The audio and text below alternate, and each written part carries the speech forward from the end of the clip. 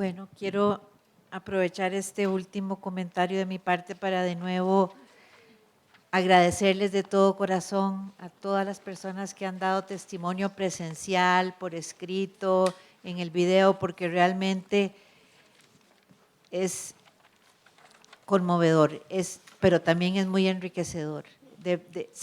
Yo me siento en estos momentos como tan admirada de la fuerza y de la valentía de todos y todas ustedes que cuando están escuchando los testimonios como que le da vergüenza ser humano, ser parte de esta humanidad que puede hacer estas cosas, pero al mismo tiempo oyéndolas me siento tan feliz de ser parte de esta humanidad que también hay personas como ustedes. Así es que realmente les agradezco mucho. Quiero decir que me ha ayudado también en mi trabajo, porque en el próximo mes daremos nuestro informe sobre sobre la salud de las mujeres, en el que hemos incluido la violencia obstétrica dentro del informe que hacemos mi grupo de relatoras al Consejo de Derechos Humanos, y me ha dado, porque me sentía como que estuviera loquita cuando empecé a hablar de que teníamos que incluir la violencia obstétrica, que incluyéramos la violencia obstétrica, y hasta funcionarios de la OMS nos vinieron a hablar y nos dijeron, esa no es todavía una violencia que esté reconocida como una violación a los derechos humanos, no la podemos incluir en un informe al Consejo de Derechos Humanos, y me siento orgullosa de mí misma de que dije, pues si no lo incluyen, yo me voy. Entonces, pero hoy tengo mucho más argumentos para defender, por eso les digo que es tan importante hacer estos testimonios, porque nos explican cómo es que sucede una forma de violencia que estamos tratando de conceptualizar, porque no es solo, no son solo malos tratos y negligencia médica, como lo han dicho los testimonios ahora, es tortura. Yo sentía cuando hablaban algunas, esto es tortura, esto no es solo malos tratos, es algo que no se debe permitir, y es otros crímenes. Esterilización forzada es un crimen de lesa humanidad, y es lo que le pasó a la compañera con VIH, es mucho más que eso, y tenemos que seguir luchando, porque hasta los más mínimos insultos son violencia obstétrica, pero hasta llegar a la muerte materna también es violencia obstétrica. Entonces tenemos que ir conceptualizando a nivel internacional para obligar a los estados a hacer políticas públicas, a hacer legislación sobre eso. Y para terminar, porque veo que se me está acabando el tiempo, quiero citar a lo que dijo el compañero aquí, que no se trata de criminalizar a los médicos, sino de cambiar la cultura. Yo quiero darle énfasis a eso, porque en esto no son solo ni ustedes los testimoniantes, ni Gire, ni nosotras aquí, sino todas las presentes y más, que tenemos que cambiar la cultura. Tenemos que cambiar esta cultura que no valora la vida de las mujeres, que no valora cuidar la vida, y por eso el planeta está como está. Muchísimas gracias.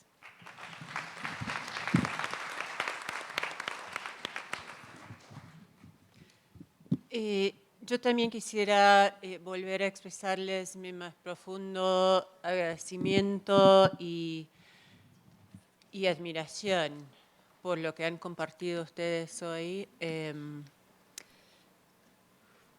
Y estaba pensando que hace 20 años, más de 20 años, participé en una delegación de derechos humanos en Chiapas con un miembro, por lo menos un miembro del Comité Promotor de Maternidad Segura y voluntario que está acá acompañándonos hoy. Y en esa misión encontramos casos de mortalidad materna, casos de violencia obstétrica, aunque no la llamamos así entonces. Y 10 años después, en ese entonces como directora de investigaciones de una ONG, también participé con el mismo comité en otra investigación en Chiapas de muchas violaciones, incluso muertes maternas y violencia obstétrica, aunque tampoco hace 10 años la llamamos así. Y no, jamás me había imaginado que 10 años después estaría sentada acá escuchando estos testimonios. Porque hace 10 años, hace 20 años, habíamos identificado muchas de las mismas causas, la misma discriminación, la misma marginación, la misma exclusión de comunidades indígenas, la misma subordinación de mujeres en esta sociedad que ahora estamos volviendo a subrayar hoy. Pero en esos 20 años, en esos 10 años, desde la vez pasada, han pasado muchas cosas. Como decía mi compañera Alda, las normas, tanto internacionales de derechos humanos como nacionales, en algunos casos, han ido desarrollándose de forma asombrosa. Y ahora hemos nombrado la mortalidad materna. En ese entonces era como un disparate hablar de muerte materna como una violación del derecho a la vida, del derecho a la salud. La idea que hay un derecho a la salud, que la salud no es cualquier cosa que se compra y se vende como un celular, como un coche, pero es algo que tiene que ver con nuestra dignidad fundamental. Y ahora ya está muy reconocida la muerte materna como un tema de derechos humanos a nivel internacional y en muchos contextos nacionales, hasta países muy pobres. Por ejemplo, Uganda reconoció un derecho a cuidados obstétricos de emergencia. Sin embargo, hay todavía una brecha enorme entre esas normas y las prácticas cotidianas que ustedes nos han contado hoy. Entre las normas, la simbología de las normas y el goce efectivo de los derechos. Y escuchándoles, me he venido preguntando, pero ¿cómo puede seguir esto? En un país con recursos. México es un país rico. Y yo sí estoy convencida que es una falta de un marco legal adecuado, una falta de políticas eficientes en muchos casos, un presupuesto deficiente o mal distribuido, programas mal diseñados, mal supervisados, monitoreados y una falta de rendición de cuentas. Sin embargo, también se me hace que también a nivel personal también es una cuestión de gobernantes en este país, y México no es único en este sentido. Pasa lo mismo en Argentina, pasa lo mismo en Estados Unidos, pasa lo mismo a lo largo del mundo, de gobernantes que hacen políticas que no les afectan a ellos. Que estos son gobernantes que no acuden a los servicios públicos de salud, ni para los partos de sus esposas, ni para sus niños, que sus niños, sus hijos no asisten a colegios públicos, sus familias no tienen que depender de los programas tan aplaudidos en este país de protección social, como son oportunidades, y que esa brecha entre lo que viven los gobernantes que hacen las políticas, los decisores de políticas, y la gente que vive las repercusiones de esas decisiones es tremenda. Y de ahí surge esta falta de comprensión del otro como un ser humano.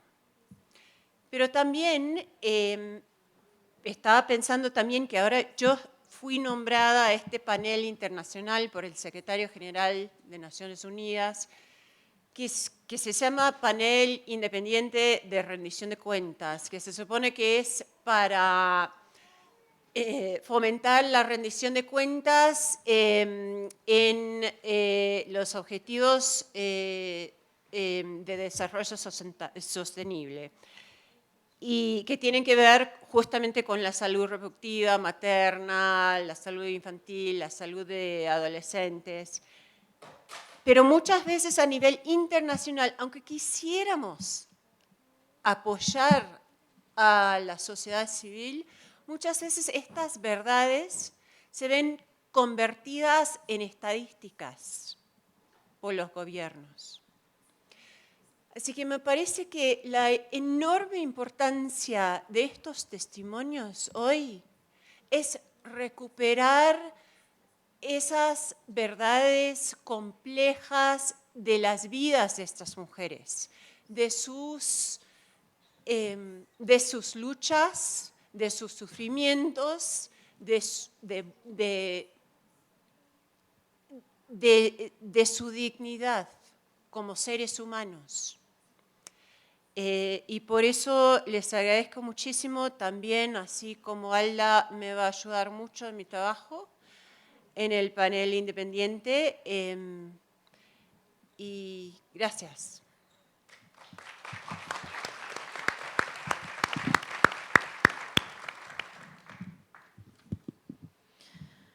Bueno, yo quiero también volver a reconocer la valentía de cada una de las personas que brindó su testimonio el día de hoy, porque a través de sus historias ustedes hoy se volvieron agentes activas de cambio social. Cada uno de sus testimonios y conocer las injusticias por las cuales han pasado me indignó de una manera muy profunda. Y me uno firmemente al llamado de verdad, justicia y reparación que cada una y uno de ustedes hizo hoy a través de sus palabras. Agradezco a Gire la realización de este tribunal, me siento honrada de haber podido compartir este momento con ustedes. La realización de este tribunal simbólico contribuyó de cierta manera a lo que está diciendo Alicia, a la construcción de la verdad de sus historias, de lo que hay detrás de los números, que es lo que los estados muestran hacia afuera, y volverle a dar rostro y humanizar esa verdad es absolutamente importante. De la misma forma contribuyó a la exposición de las violaciones de derechos humanos cometidas por el Estado, a las cuales ustedes han sido sujetas, contribuyó a establecer que esto es una situación sistemática y estructural. Hoy escuchamos 27 testimonios, si no estoy mal, lo que muestra que definitivamente no es un caso aislado y que los 27 testimonios que escuchamos el día de hoy no son los únicos, desafortunadamente. Esto es una situación estructural, sistemática, grave y por lo mismo necesita una respuesta igual, de un impacto con gran magnitud.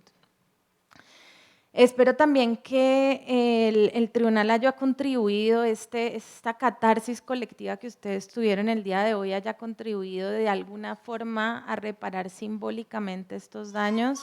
Me gustaría mucho escuchar más adelante la experiencia de ustedes en este tribunal.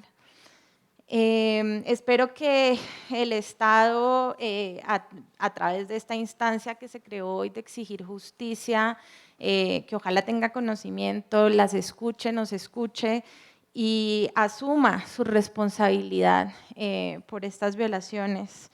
Es una responsabilidad que adquiere a través de los actos y omisiones de sus funcionarios públicos del sector médico, administrativo, político y de justicia. Y también por lo que ya hemos mencionado en diferentes ocasiones, la ausencia de leyes y políticas públicas integrales, reglamentos, protocolos, directivas, capacitaciones, formaciones en temas de salud sexual y reproductiva de calidad, disponible, accesible, aceptable y cálida, y que combata también de manera seria y responsable la realidad de la mortalidad materna en el país, bajo los principios también señalados y básicos de dignidad e inclusión. Haciendo eco de lo que decía Alicia sobre que ya existen estándares internacionales en la materia y estándares nacionales también sobre los que nos podemos apoyar, quería contarles la historia de Aline. Aline es una mujer afrobrasileña, era una mujer afrobrasileña de escasos recursos que vivía en zona rural en Brasil y murió debido a complicaciones en el embarazo como consecuencia de que el centro de salud al que acudió le había mal diagnosticado sus síntomas y se demoró en atenderla en repetidas ocasiones. Ella muere como producto de esto y su caso nunca fue atendido por las instancias judiciales en Brasil. Este caso llega al Comité de las Naciones Unidas que lucha contra la discriminación contra las mujeres y este comité falló en el 2012 una decisión declarando la responsabilidad del Estado de Brasil y creando dos estándares muy importantes que son los que quisiera compartir con ustedes. El primero de ellos, que los estados deben garantizar el cuidado médico de alta calidad para todas las mujeres sin discriminación por motivo de la raza, los ingresos o la ubicación geográfica. Esto desarrolla la noción de que los estados deben proteger a las personas que se ven más expuestas a sufrir este tipo de violaciones. El segundo de ellos es que los estados deben garantizar servicios médicos maternos de calidad bajo un principio de acceso universal a la salud, lo que lo hace ser responsable de mantener y regular tanto el sistema público como el privado. Eso es muy importante. Para finalizar, quiero entonces reiterar que estos estándares tienen que aterrizarse en el Estado mexicano a través sí de políticas públicas, pero sobre todo de protocolos dignos de acceso a la salud materna, de formaciones en las carreras médicas, que vuelvan a la base de la ética y de las humanidades y que saquen a los médicos un poco de ese cuadro científico en el que se meten con una indiferencia atroz. Mientras esto no se haga, el Estado seguirá alimentando un sistema que reproduce la violencia contra las mujeres. Así que hay que seguir exigiendo. Celebro enormemente la celebración de este tribunal el día de hoy y como dijo mi colega Yulisa, las acompañamos en esta lucha. Gracias.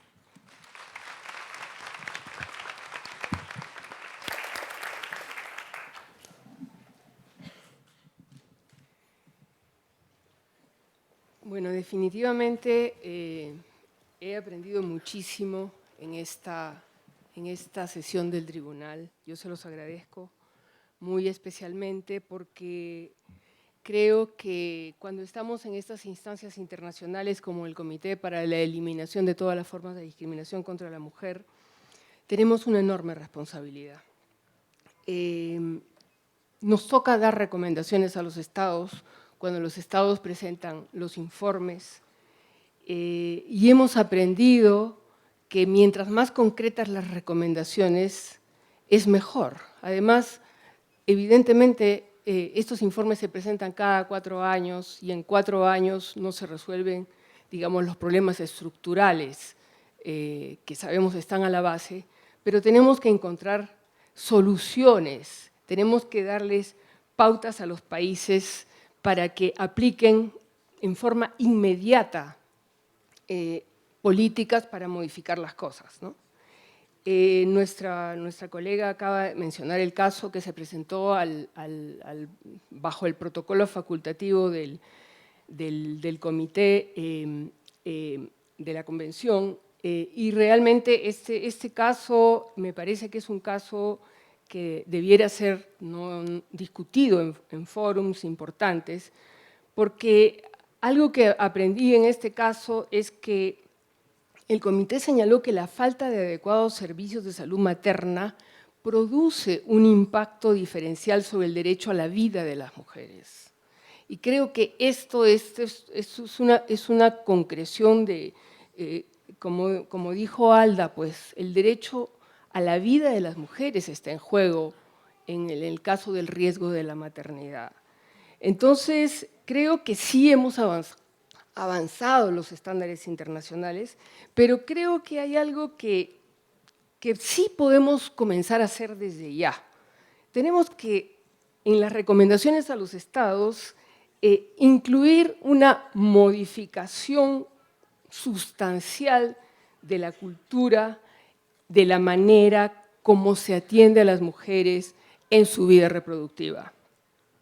Los médicos, hombres y mujeres, tienen que aprender a tratar a las mujeres. No solamente los médicos hombres, las médicas mujeres también pueden equivocarse en su manera de tratar a las mujeres. Y creo que igual tipo de modificación tiene que operarse para todos los trabajadores que sirven en el sistema de la salud. Tenemos que incluir en nuestras recomendaciones que hayan protocolos específicos en los hospitales, en los centros de salud, que de manera concreta indiquen cómo tratar a las mujeres con respeto, con dignidad. Cómo tenemos que poner, digamos, las ideas claras sobre que hay que sancionar todo tratamiento que considere a las mujeres incompetentes o irracionales para tomar decisiones sobre sus vidas, sobre su salud. Tenemos que proveer elementos para que se sancione toda práctica violenta, cruel, inhumana o degradante. Que se hable los idiomas de las mujeres indígenas. Que los servicios de salud sean eficientes en las áreas rurales o lejanas. Que se involucre a los sistemas comunitarios de cuidado, a las parteras. Creo que también tenemos que especificar con mucha claridad en las recomendaciones cómo ejercer el derecho a la justicia. Tiene que haber mecanismos de queja administrativa ante instancias de justicia, que estas voces sean escuchadas. No puede ser que se sigan quejando y que eso vaya como a un tacho vacío que nadie mira después. Tenemos que sensibilizar a los agentes de justicia para recepcionar estas denuncias.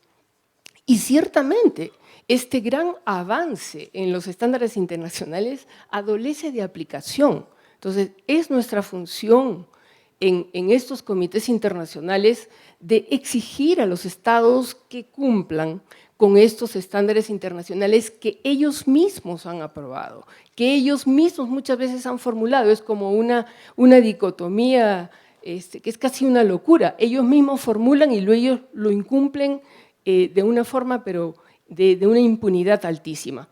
Entonces, a mí personalmente me ha enriquecido muchísimo escuchar las voces directas, porque una cosa es leerlo y otra cosa es escucharlo directamente. Y yo quiero agradecerle a Gire, y quiero agradecer en Gire a todas esas personas, mujeres, hombres, que en México han trabajado por esto muchos, muchos, muchos años. Porque aquí las cosas no comienzan hoy día. Esto se viene trabajando, como bien ya lo han dicho mis colegas, hace décadas. En realidad se sabe lo que se tiene que hacer.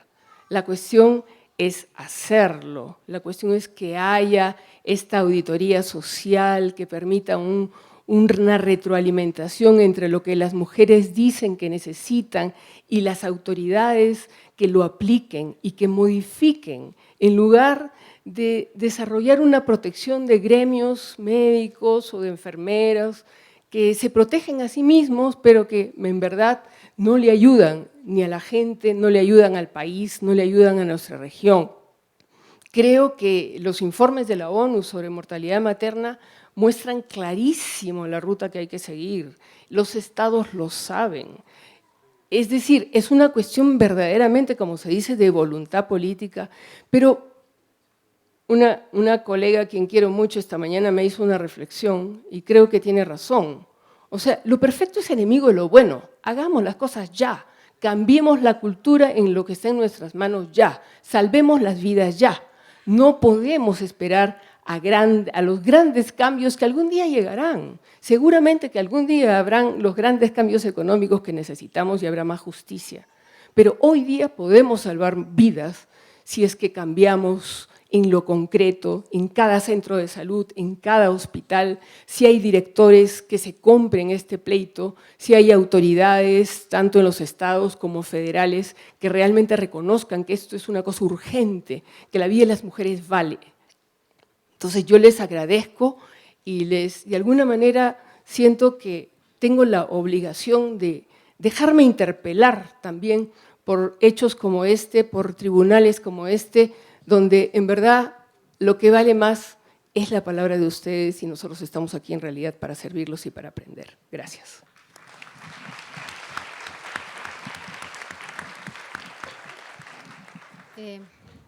Como les decía más temprano, quiero volver a agradecer porque lo que ha sido esta mañana, las conversaciones ahora con las colegas y tal, me han permitido hacer una reflexión y voy a hacer acá una reflexión desde mi posición como abogada y como docente.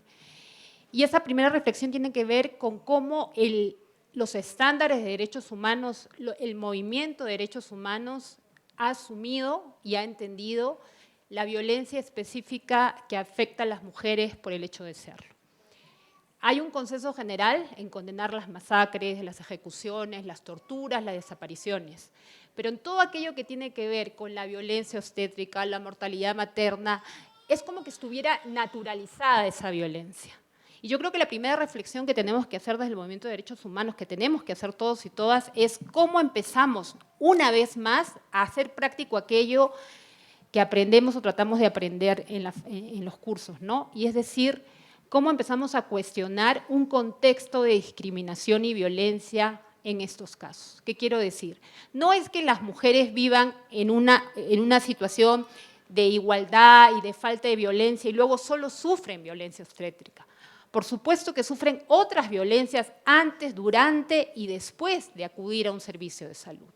Hemos hablado ahora de violencia obstétrica y mortalidad materna, pero la violencia sexual, el acoso sexual, el trato que pueden dar los ginecólogos a las mujeres cuando las revisan, la necesidad de apartar a la pareja y que solamente la mujer esté. Hay una serie de circunstancias que nos hablan, en primer lugar, y esa es la idea que quisiera que quedara clara, de un contexto general de violencia, de acoso sexual, de violencia generalizada que debemos atender. Y lo segundo pasa, y aquí hago la reflexión como profesora, yo llevo ya 15 años, 16 años dando clases de diferentes universidades, en diferentes partes. He tenido muchos alumnos y alumnas mexicanas que con mucho gusto he encontrado ahora en este tribunal.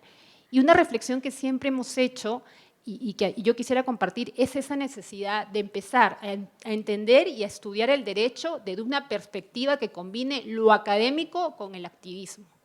No podemos seguir produciendo derecho de espaldas a la realidad, porque nos podemos llenar una serie de estándares muy importantes y tratados y normas muy importantes, pero si esas normas o ese tratado o esa teoría no se nutre de esta realidad, no vamos a llegar a aplicarlas y vamos a seguir produciendo jurisprudencia, casos que son muy importantes, pero que les falta todavía aplicarse, implementarse.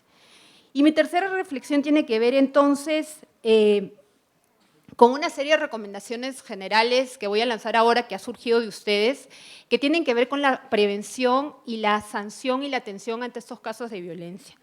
Una, en primer lugar, tiene que ver con la formación del personal de salud en general y de todas las personas que tienen que lidiar con las mujeres que van a acudir a un servicio de salud. Porque uno podría estar pensando, vamos a tener el mejor conocimiento, las mejores teorías, pero además de eso pasa un tema de, como diría la Corte Interamericana, de sensibilización. ¿Y qué idea me parece que sería importante si esos médicos, si esos estudiantes, esos residentes hubieran podido escucharlos a ustedes y poder entender, oiga, ¿sabe qué? A mí me enseñaron cómo debía hacer el tratamiento para un parto, pero nadie me dijo lo que esa persona sentía en ese momento. Yo creo que lo que ustedes han hecho, y lo digo como profesora de la Universidad Católica del Perú, pero que he tenido la oportunidad de dictar en varias partes del mundo, ustedes son unos docentes en potencia. Porque lo que yo he aprendido ahora, solo escuchándolos, no se aprende en ninguna universidad. Y ese es un valor importantísimo que ustedes deben reconocerse, porque lo que estoy diciendo ahora, lo que voy a decir, ha salido fundamentalmente de escucharlos. Entonces creo que en esa formación pasa por la participación directa con las personas que han sufrido esto, para poder enmendar y para poder cambiar lo que ha sucedido. Lo segundo tiene que ver con promover la cultura del trato digno. Una cultura del trato digno que pase desde que la persona acude a ese servicio de salud. ¿Qué cosa es el trato digno? ¿Qué significa? ¿Cómo se debe entender? Una tercera recomendación es la supervisión permanente en aquellos centros de salud donde ya se han detectado estos casos. Todos y todas ustedes que han venido han dicho, bueno, a mí me pasó esto, pero yo sé de otras 3 señoras más, yo sé de otras 4 señoras más, hay 27 casos así. Bueno, entonces ya sabemos dónde están, ya sabemos cuáles son los centros, entonces, ¿por qué no establecer como una manera de reparación y una manera de prevención la supervisión permanente de aquellos centros donde ya se ha detectado violencia obstétrica? Otro elemento que me parece importante es el tema de la sanción. Más allá de la criminalización que se puede discutir y tal, el tema de la sanción administrativa. No puede ser que el médico que te ha atendido y te ha maltratado sea promovido. Nunca se permitiría que una persona que ha cometido violaciones de derechos humanos ocupe un cargo de defensor del pueblo. Tampoco se debe permitir que una persona que es responsable de violencia obstétrica asuma y sea premiado en las jefaturas o sus direcciones de los hospitales. Esa es una sanción administrativa que habría que discutir y pensar.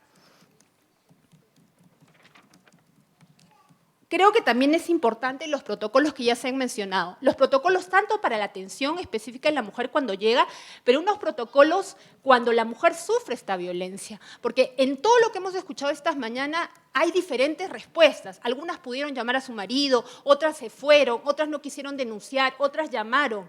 ¿Por qué no crear un protocolo que la mujer sepa cómo puede reaccionar y ante quién debe reclamar? O sea, usted llega y le informan durante el tratamiento, si hubiera algún tipo de reclamo por violencia obstétrica, usted puede hablar con tal persona y con tal persona. Así como hay los defensores del pueblo, incluso en los bancos hay el defensor del cliente, no existen los defensores, el Instituto para el Consumidor, debería haber también un defensor o defensora del paciente, de la paciente que acude a estos servicios.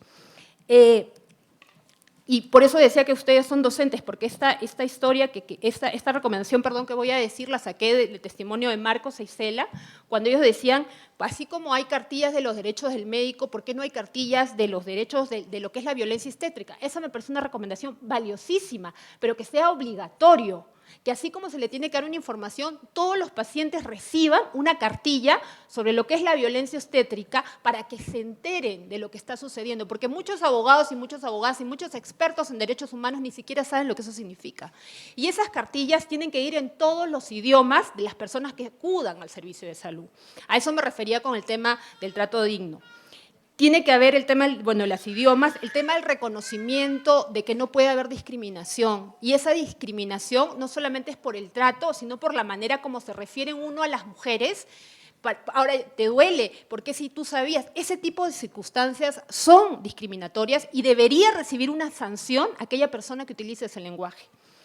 Creo que además de eso, habría que pensar lo que puede ser este tema del reconocimiento. Yo tuve la ocasión de trabajar en la Comisión de la Verdad del Perú, es un proceso distinto, es un conflicto armado, pero he visto en esas experiencias, como en Sudáfrica, como en otros países, lo que son las audiencias de reconocimiento. ¿Qué significa eso? Que realmente se haga un pedido de perdón, un reconocimiento de la responsabilidad. Nadie les va a devolver a aquel niño que murió por responsabilidad, por esta situación de violencia, ni nadie les va a curar esas heridas con esto. Pero sí sería importante un reconocimiento. Nosotros nos equivocamos, fue nuestra responsabilidad. ¿Saben por qué? Porque he escuchado también, además de dolor, mucha culpa. Porque muchas se sienten, si hubiera hecho tal cosa, si hubiera ido al seguro, si hubiera tomado aquello. Y esa culpa es totalmente injusta.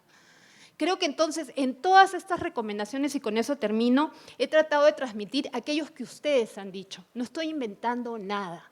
Todo aquello lo he reconocido de sus palabras, lo he recogido de sus palabras, de sus voces, y por eso termino dándoles gracias, porque dentro de todo este dolor hay esperanza, y como abogada, como profesora, gracias por lo que ustedes hoy me enseñaron a mí.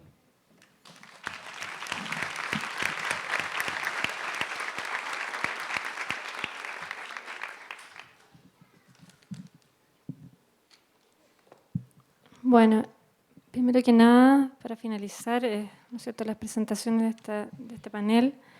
Me voy a dirigir también a ustedes desde la perspectiva de una matrona, como nos llamamos en Chile, o partera profesional hace 25 años, también docente de la Universidad de Chile y a su vez, dado, ¿no es cierto?, el trabajo gremial que he desarrollado como miembro de la Confederación Internacional de Parteras Profesionales. Así que desde esa perspectiva, entonces, compartir con ustedes las reflexiones que vienen a continuación. Primero que nada, una vez más, sumándome a los agradecimientos, ¿no es cierto?, a cada uno de ustedes por haber compartido sus relatos, por haber estado juntos hoy día en este espacio y haber sido capaces, en realidad, de volver a vivir ese duelo que uno lo lleva muy guardado en el corazón y que vuelve a salir, ¿no es cierto?, y que se siente. También agradecer a Gire por la invitación, realmente les agradezco enormemente el poder estar acá, es muy importante ha sido muy importante para mí, muy significativo desde la visión, ¿no es cierto?, de matrona o partera profesional. Y avanzar entonces, primero que nada, destacando los relatos de ustedes, en primero que nada. O sea, hay cosas que fueron saliendo a menudo en los relatos durante toda esta mañana, como por ejemplo decir que a mí nunca me va a tocar, ojalá que realmente nunca a ninguno de nosotros nos siga tocando. Y como dijimos acá todos, que esta sea, ¿no es cierto?, el momento para decir que no más, que basta, que es suficiente, que ha llegado el momento de hacer un cambio. Porque todos tenemos, como también dijeron ustedes, un sueño, ¿no es cierto? Todos compartimos un sueño y ese sueño es formar una familia, ¿cierto? Formar una familia, tener, ¿no es cierto?, nuestros hijos alrededor. Porque, como ustedes muy bien decían también, tener un hijo es una alegría. ¿Cuántos de nosotros nos quisiéramos ir, ¿no es cierto?, a un servicio de salud y que sea una alegría? No que sea un miedo, como decía, hemos sentido acá en todos los relatos, tener miedo de acudir a un servicio de salud, cuando en el fondo la salud debería estar para acompañar entonces a las familias y a esos niños y a esos pequeños que están viniendo a este mundo. Y qué más complejo aún lo que hemos visto acá, que no solamente es la muerte materna, sino que son esas experiencias cercanas a la muerte, o el near miss, como se ha llamado o se ha tipificado actualmente en la definición de patologías o de enfermedades. No puede ser que estemos llegando a experiencias cercanas a la muerte que implican toda una transformación para las personas, ¿no es cierto?, para las familias, para las mujeres y muchas veces complicaciones posteriores de la salud. Por lo tanto, es importante que consideremos esas cosas, ¿no es cierto?, esos aspectos en nuestro avance de aquí en adelante. Y desde esa perspectiva, entonces, las recomendaciones serían, por un lado, que avancemos en crear una cultura para hacer un cambio. No solamente un cambio, ¿no es cierto?, en avanzar en un servicio, en infraestructura, en tener nuevos profesionales, sino en hacer un cambio, en recuperar ese trato más humanizado, ese trato más centrado en las personas, esa visión integral de cada una de las personas, no solamente del aspecto físico. Y ir más allá, ¿no es cierto?, de los modelos, como decía la colega anteriormente, de mercado que nos separan y nos venden, sino que recuperar la esencia, recuperar la tradición, recuperar lo ancestral, que nos dice, ¿no es cierto?, que tenemos que respetarnos como un todo, ¿ya? Realmente somos valores para estar acá y tenemos que considerarlo. Por otro lado, avanzar en que podamos dar, ¿no es cierto?, saltos en desarrollar un marco regulatorio que permita entonces definir que va a haber un profesional que va a acompañar a las mujeres en el proceso de salud sexual y reproductivo, como es la partería profesional o midwifery o matronería, como es en mi país, ¿no es cierto?, que va a permitir servicios de salud sexual y reproductivo dando atención de calidad, con un equipo capacitado, adecuado y cercano a la mujer y su familia. Que existan políticas de país, ¿no es cierto?, adecuadas para mejorar. Por eso hacer un llamado entonces al gobierno, a las autoridades para considerar estos aspectos. Y pensar que en esta formación de estos profesionales, de partería profesional, o midwifery o matronas, existan mallas curriculares basadas en la evidencia. Existe en este momento evidencia mundial que dice que las parteras profesionales o matronas han permitido disminuir las tasas de mortalidad materna e infantil y disminuir, ¿no es cierto?, la violencia hacia las mujeres. Hay evidencia que está publicada, hay estándares internacionales que están publicados desde ya hace 100 años. Hay que insertar, por lo tanto, no solamente en esta formación de pregrado del profesional matrona, partera profesional, sino que también en los otros profesionales, ¿no es cierto?, de la salud que están en una facultad de medicina, también insertar en ellos, en sus mallas, todo el tema que tiene que ver con las competencias genéricas, porque cuando uno se forma, no solo aprende, ¿no es cierto?, la biología, etcétera, la fisiología, patología, etcétera, sino que debería aprender entonces cómo lo va a hacer. El trato respetuoso, la comunicación, la empatía, la cercanía, ¿no es cierto? ¿Cómo lo vamos a hacer? ¿Cómo vamos a aprender esas competencias genéricas que son esenciales? Por supuesto, con un enfoque de derechos. Y mallas además que faciliten el contacto de la sociedad civil, porque muchas veces las universidades están cerradas en la formación de sus profesionales de la salud y no hay contacto con la sociedad civil, que es donde van a trabajar. Hay que hacer lazos entonces, recomendar el contacto entonces y el vínculo con la sociedad civil. Y acoger también esto de una mirada multiprofesional, porque también existen otros profesionales que están involucrados, como lo decían acá. Necesitábamos un psicólogo, ¿no es cierto?, para cuando hay un problema. Necesitamos a lo mejor otro profesional, un kinesiólogo cuando había problemas de una fístula, por ejemplo. Necesitamos una enfermera, que no sea una partera profesional, el médico, especialista, hay que ver médicos intensivistas, ginecólogos, etc. O sea, si nos damos cuenta, hay un equipo multiprofesional que está trabajando. También avanzar entonces en visibilizar y decir que existe herramientas en este momento disponibles. La Confederación Internacional de Matronas o Parteras Profesionales tiene disponibles online todos los estándares, ¿no es cierto?, y un marco regulatorio para desarrollar servicios de partería profesional que están disponibles en español. O sea, cualquiera de nosotros puede entrar a la página y obtener esos informes para poder avanzar, ¿no es cierto?, y desarrollar estos servicios. Y tener muy presentes los efectos de las experiencias cercanas a la muerte de las mujeres. No olvidarnos de eso, porque aquí hemos hablado de muerte materna, de violencia, pero ¿qué pasa con el near miss o estos casos de experiencias cercanas a la muerte? A lo mejor hay muchas más mujeres que han vivido eso. También ver qué pasa con ellas, visibilizar, avanzar en que eso no suceda más. Y junto con eso también preocuparnos del acompañamiento, que no se cierren las puertas, que estén abiertos los servicios a las mujeres, a las familias, a los niños, a las parejas. Mirar la salud nuevamente con un enfoque integral, físico, psicológico y espiritual, porque no solamente vivimos de lo físico y lo psicológico, también está el espíritu, ¿ya? ¿Cómo también nos hacemos cargo de eso en nuestra atención? Y no segmentar, ¿no es cierto?, la atención en salud.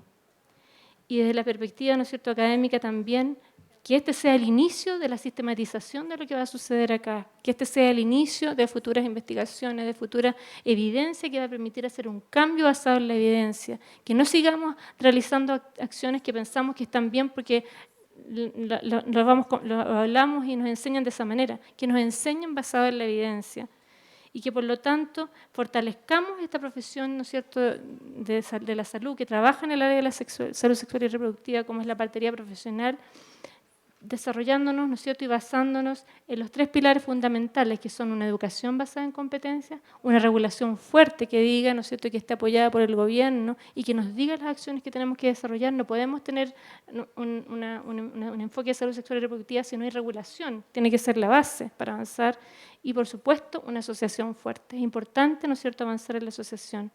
Y, finalmente, quedarnos con algunos mensajes como es que la construcción de relaciones cercanas con la mujer es el centro del modelo de la partería profesional o matronería, aumentando la empatía y la asertividad hacia la mujer y entregando presencia y apoyo. Y decirles también que las matronas o parteras profesionales salvan vidas y promueven la salud y el bienestar de las mujeres y los recién nacidos, porque dan esta atención continua, porque están formadas de acuerdo a normas internacionales y si prestan el 87% del cuidado esencial, van a avanzar, ¿no es cierto?, en disminuir la mortalidad materna y perinatal.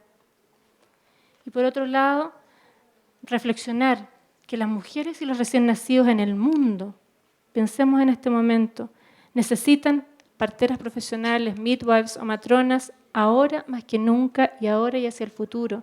Porque cada año aproximadamente 289.000 mujeres mueren por causas evitables relacionadas con el embarazo y los partos, y cada año mueren más de 2.6 millones de bebés que nacen sin vida. La mayoría de estas muertes pueden prevenirse. Llamar al Estado a continuar incrementando las inversiones en educación y el crecimiento de la fuerza laboral de las parteras profesionales y de los equipos de salud sexual y reproductiva es la única manera de garantizar que existan suficientes profesionales calificados para dar la atención que necesitan y la atención que merecen las mujeres y los niños. Y finalmente, hacer una reflexión que hacemos, ¿no es cierto?, que es una reflexión africana, que dice que si deseas ir rápido, ves solo. O sea, muchos de nosotros podíamos a lo mejor ir rápidamente y lograr una meta, porque es nuestra meta. Pero esta meta que sea de nosotros, Por lo tanto, si deseamos ir lejos, vayamos acompañados, o sea, como estamos acá. Aquí hay distintos organismos participando. Unamos estas fuerzas para seguir avanzando y disminuir entonces con la mortalidad materna, infantil y con la violencia hacia las mujeres y las muertes, las experiencias cercanas a la muerte de las mujeres.